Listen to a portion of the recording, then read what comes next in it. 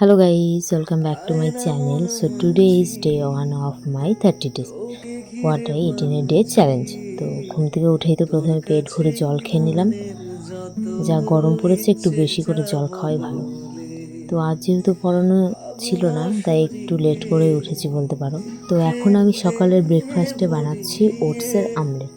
প্রথমে 2-4 চামচ ওটস নিয়ে নিলাম। এখন আমি স্যালাডের জন্য শসাটা কেটে নেব। এ মধু মাসে মাতাল বাতাসে।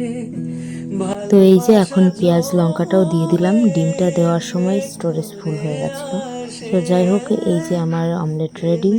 তো তারপরে তো লাঞ্চে ছিল কচুর শাক, মাছ আর চাটনিও ছিল, আমি সেটা স্কিপ করেছিলাম। মন বঞ্জারা যায় রে ফিরে তোর পারা। তারপরে সন্ধ্যার দিকে একটু আম খেয়েছিলাম আর ডিনারে ছিল কুদরি ভাজা, তরকারি আর একটু আচার। So yeah, that's it for today. Bye bye. করছে ইশারা।